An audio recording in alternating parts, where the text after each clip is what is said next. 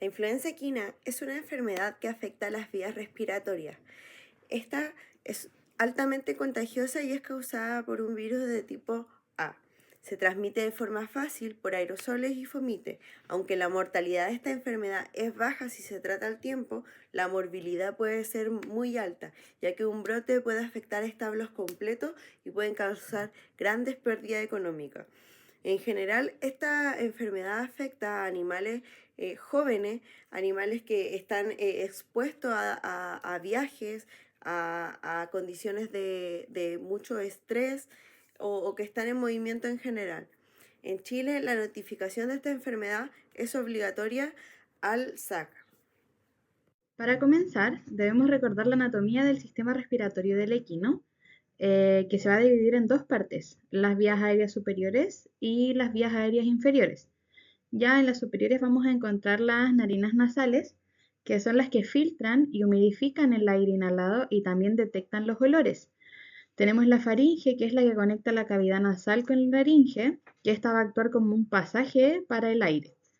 Luego tenemos la naringe, que es la que regula el paso del aire hacia la tráquea y también contiene las cuerdas vocales, por lo que va a permitir la producción de sonidos. Y por último tenemos la tráquea, que es el conducto que transporta el aire hacia los pulmones y mantiene su estructura con anillos cartilaginosos para evitar colapsos. Luego, en las vías aéreas inferiores tenemos primero los bronquios, que se ramifican desde la tráquea hacia los lóbulos del pulmón, llevando aire a cada una de las diferentes áreas del pulmón. Están los bronquiolos, que son ramificaciones más pequeñas de los bronquios, que van a conducir el aire hacia los alveolos. Y los alveolos, que son pequeños sacos de aire donde va a ocurrir el intercambio gaseoso entre el aire y la sangre.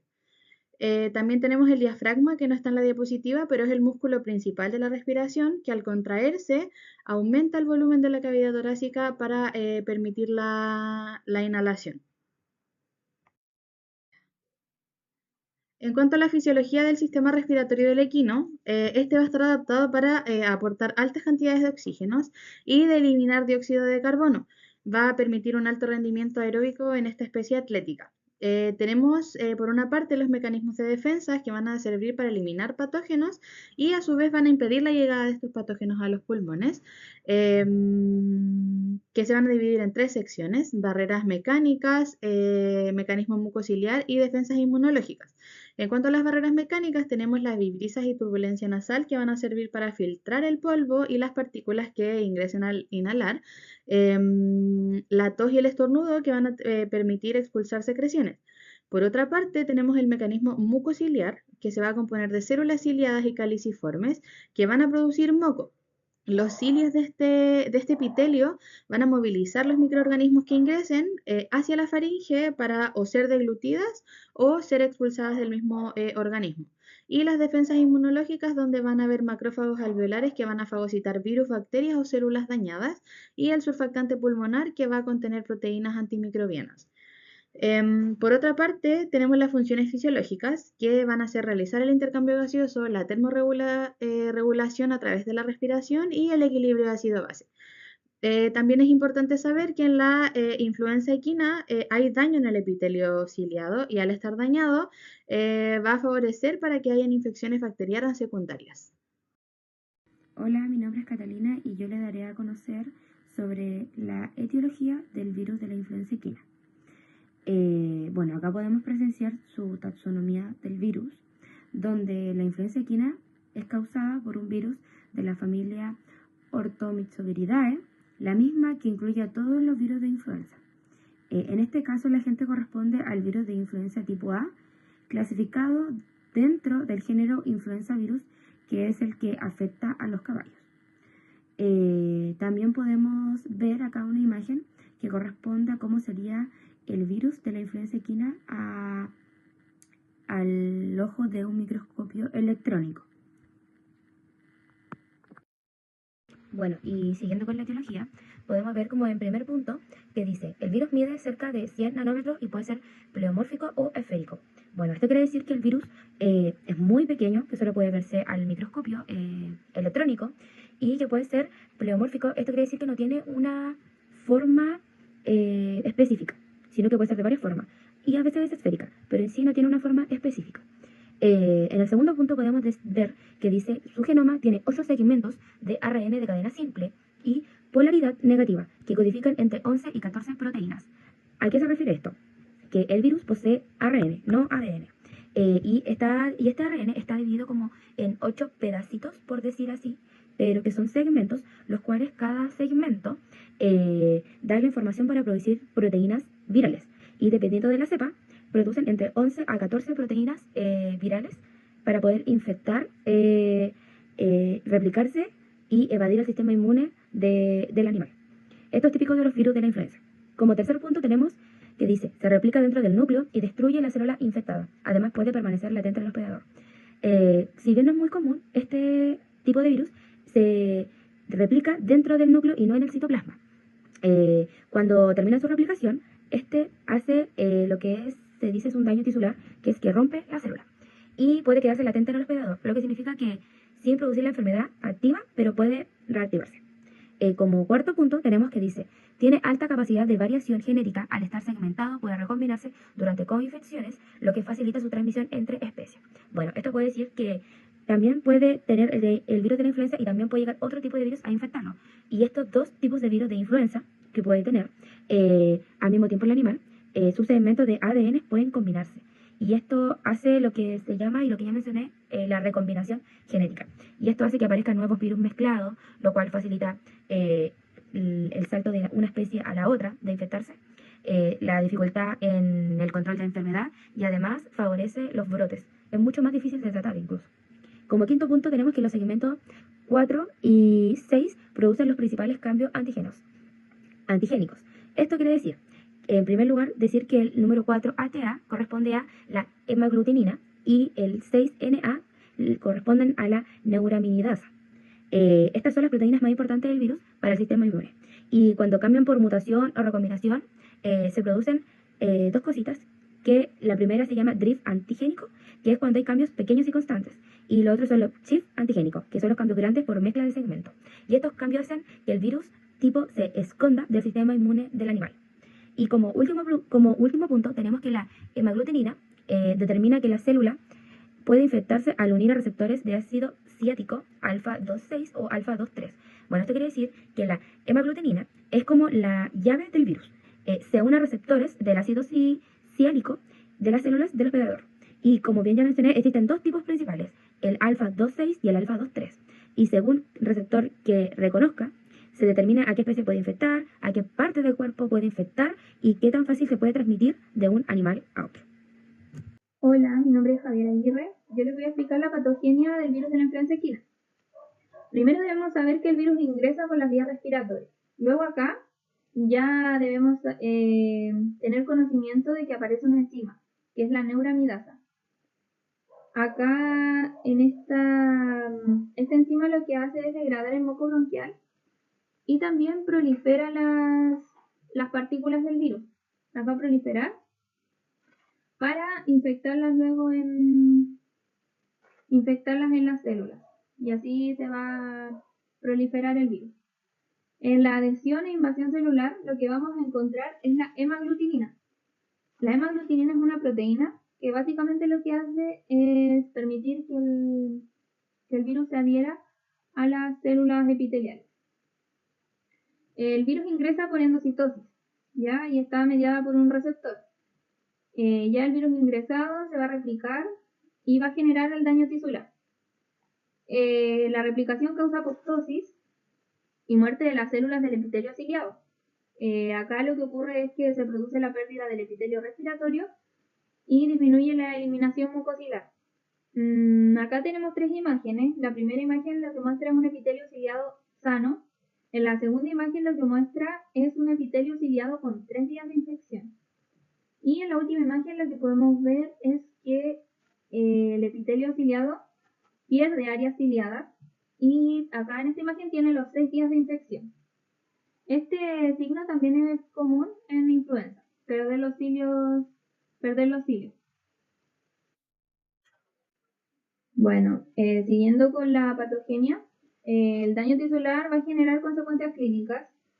Acá las consecuencias clínicas, vamos a ver que el daño predispone a infecciones bacterianas secundarias principalmente, especialmente la bronconeumonía bacteriana. Ya la regeneración del epitelio también aproximadamente requiere 3 semanas en los casos que no tienen complicaciones.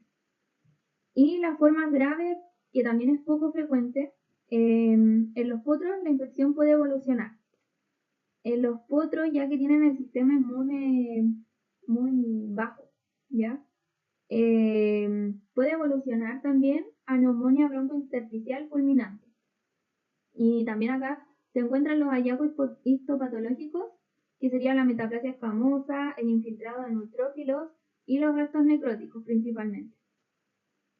Bueno, ahora vamos con las manifestaciones clínicas, que pueden ser de dos formas. La subclínica, que no muestra ninguna molestia en el caballo, y ya al momento de detectarla es mucho peor. Y la clínica es donde el animal presenta síntomas. Algunos de los síntomas más comunes en esta enfermedad es la fiebre, mejor denominada como la pirexia. Luego tenemos la tos seca y áspera, donde podemos ver una imagen arriba, el cual muestra un equino tosiendo. También podemos ver la secreción nasal, que es serosa y puede pasar a mucopurulenta. Y esto también puede pasar, en algunos casos, no siempre, a una neumonía.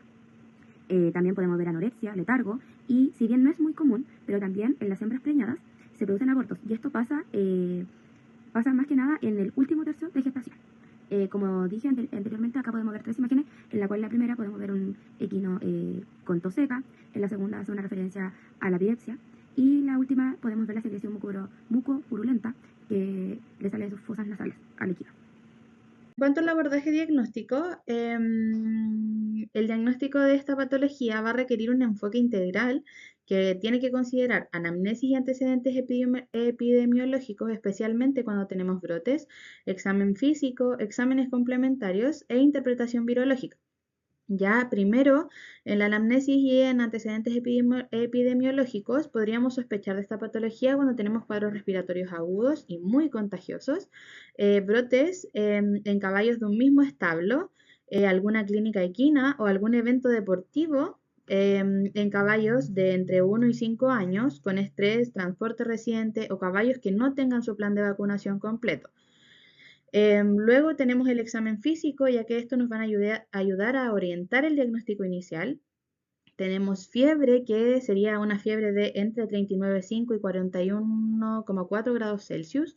Tenemos tos seca y dolorosa. Secreción nasal, que al comienzo va a ser una secreción serosa y luego va a ser una secreción mucopurulenta. Tenemos letargo, donde hay una depresión marcada y tenemos animales desorientados. Y taquipnea, donde habrá un leve esfuerzo ventilatorio. Ya importante es que en el examen físico se incluye una auscultación pulmonar, donde podría haber estertores traqueales o bronquiales suaves, sí, porque los pulmones estarán relativamente sanos o normales, por decirlo así, en alguna infección viral primaria. Hola, mi nombre es Fernanda y yo les voy a hablar sobre los diagnósticos diferenciales. Bueno, es bastante importante hacer diagnósticos diferenciales respecto a esta enfermedad, ya que hay muchas enfermedades respiratorias que se pueden confundir con la influenza equina, ya que son síntomas muy característicos que se presentan en otras enfermedades. Las principales enfermedades son enfermedades como el herpes virus equino, la infección bacteriana causada por el Streptococcus equi, la arteritis viral equina y el adenovirus equino. Es importante saber diferenciar cada síntoma y qué exámenes se pueden hacer para diferenciar estas enfermedades, para manejar de mejor manera la enfermedad, para hacer mejores pronósticos. Es bastante importante también saber los pronósticos de cada paciente, también para hacer un control rápido de brotes, reducir pérdidas económicas y también para hacer un mejor diagnóstico más rápido. Bueno, a continuación les presento un cuadro que tiene la información más ordenada. Cada enfermedad se va a comparar con la influenza equina. Bueno, la primera es el herpes virus equino. Las similitudes serían la fiebre, la tos y la descarga nasal, al igual que la arteritis viral equina. Para estas dos enfermedades se asimilan con la influenza equina con estos 3 síntomas. Las diferencias sería que en el herpes virus equino causa abortos y signos neurológicos, lo que se puede ver en la primera imagen de abajo. Y los exámenes importantes para diferenciarlos sería un PCR específico para el herpes virus y una serología pareada y un hisopado nasal y sangre. Para la arteritis viral equina, las diferencias serían que causa edema en extremidades, escroto y prepucio, como podemos ver en la imagen de abajo, una conjuntivitis marcada y aborto en yeguas preñadas. Es muy importante esto ya que en la influenza equina no causa conjuntivitis, de hecho los síntomas de conjuntivitis son muy leves o ausentes, y también el aborto. Y los exámenes serían PCR y serología. Bueno, para las siguientes enfermedades sería el Streptococcus equi causado por la bacteria Streptococcus equi. Las similitudes con la influenza equina serían la fiebre y la secreción nasal. Y las diferencias serían la linfadenitis submandibular, la cual es muy dolorosa, y la formación de abscesos, que es como el signo más característico para diferenciarlo de la influenza equina. También sería la secreción purulenta fuerte, lo cual se diferencia también de la influenza equina, ya que la influenza equina la secreción es serosa.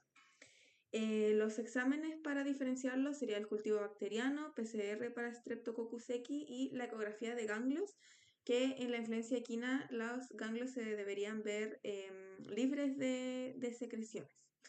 Y para el adenovirus equino, las similitudes serían tos, fiebre y descarga nasal. Para las diferencias, la fiebre es más leve a diferencia de la influenza equina, ya que la fiebre en la influenza equina es más elevada, puede llegar a 41 grados. La tos va a ser más suave y la conjuntivitis es frecuente en el adenovirus equino, a diferencia de la influencia, ya que la influenza equina, como había mencionado anteriormente, casi no está presente o es ausente. Y los exámenes serían PCR específico, serología y aislamiento viral. Y aquí en las imágenes de abajo podemos ver la primera, que serían los abscesos que se causa por el Streptococcus equi, y en el adenovirus equino, la imagen de abajo, podemos ver la conjuntivitis. Bueno, acá el tratamiento y manejo debemos ver las medidas generales, que principalmente es el reposo, ¿ya? El reposo favorece la recuperación y evitar ejercicio por al menos durante 3 semanas, que es aproximadamente lo que se demoraba en regenerarse el epitelio. El tratamiento de soporte, tenemos los antiinflamatorios no esteroideos, los famosos AINES, y antibióticos solo si hay neumonía bacteriana, ya una infección bacteriana secundaria.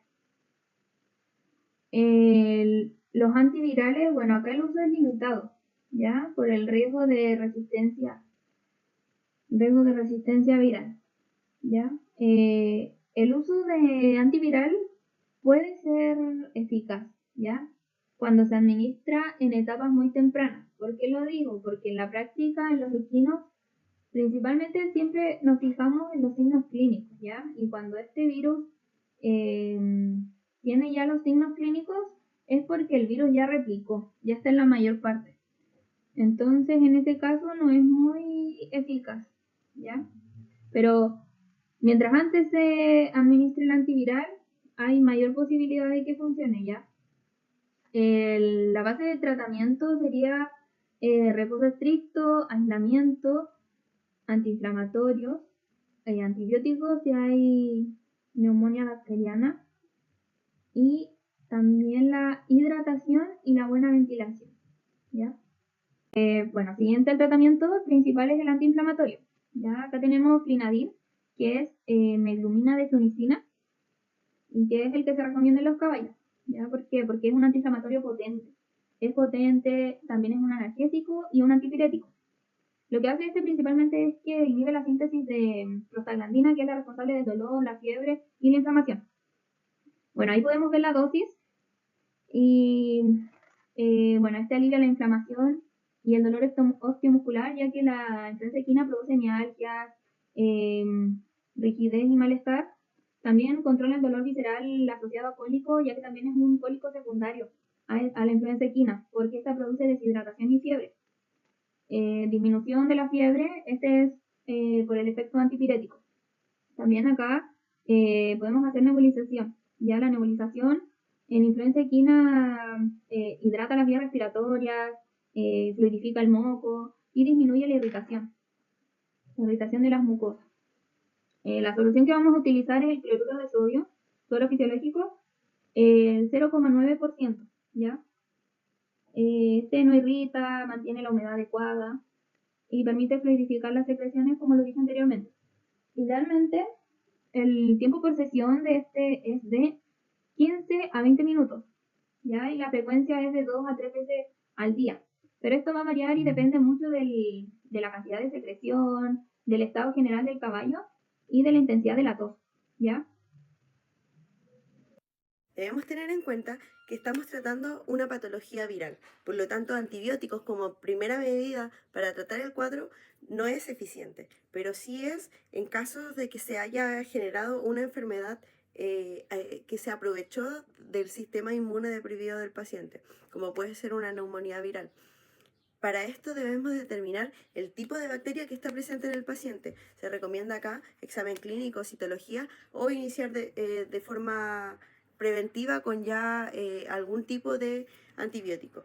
Para estos casos tenemos como ejemplo la penicilina, que es eficaz contra gram negativa, que vamos a utilizar unas dosis de 22.000 a 44.000 microgramos por kilo vía intravenosa de 6 a 8 horas. La gentamicina, que es una excelente acción contra las gram negativas. De este vamos a usar 6,6 mg kilos cada 24 horas vía intravenosa.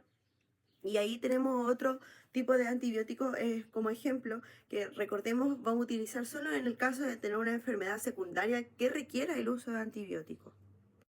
Como principal medida de prevención tenemos la vacunación, ya que esta va a evitar que un brote se salga de control, va a disminuir la sintomatología que va a presentar el animal, si bien no va a hacer que el animal no se contagie de la enfermedad, sí vamos a tener un cuadro clínico quizás un poco más manejable. Tenemos acá unos ejemplos de vacunas que son como inactivadas, como la Prekensa, la Proteflu, Equiflavac. En general estas vacunas se comienza su protocolo a partir de los 6 meses. Esta inmunidad la tienen hasta aproximadamente 5 meses después de su vacunación y luego viene una revacunación. A partir de esa revacunación, la inmunidad generalmente dura como 12 meses, pero como digo, este tipo de vacunas no evita que el animal se enferme, pero sí alivia la sintomatología.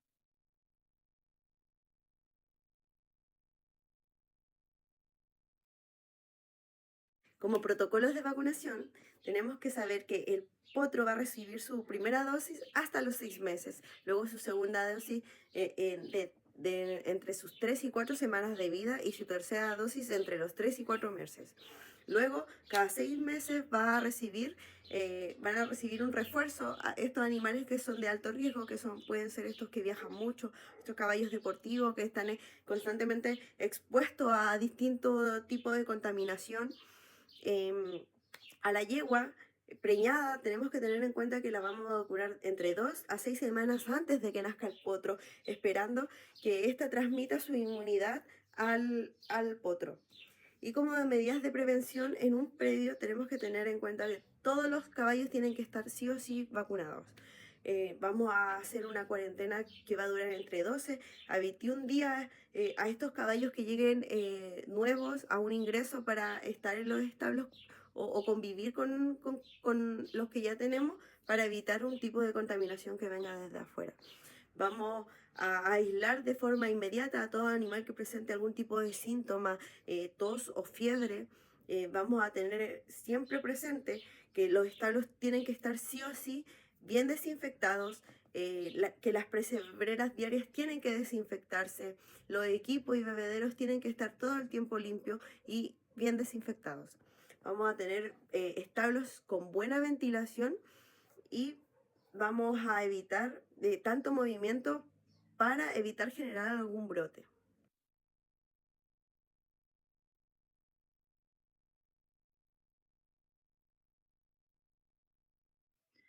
El pronóstico de la influenza equina generalmente es favorable, ya sobre todo en caballos adultos, sanos y vacunados.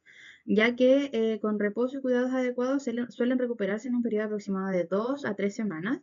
No obstante, ciertos factores como la edad avanzada, la ausencia de vacunación, el manejo inadecuado o la aparición de infecciones secundarias podrían complicar el cuadro clínico, prolongar la recuperación e incluso a veces desencadenar neumonías o afecciones graves como septicemia y llegar finalmente a la muerte. Bueno, y a modo de conclusión, para finalizar ya este tema, podemos decir que la influenza equina es una de las enfermedades respiratorias más contagiosas en caballos, con un periodo de incubación corto y una gran capacidad de propagación.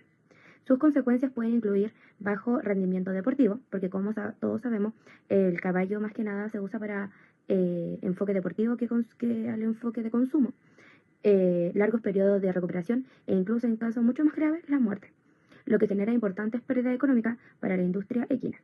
El diagnóstico temprano es fundamental para orientar el tratamiento, establecer cercos epidemiológicos y prevenir la diseminación de la enfermedad.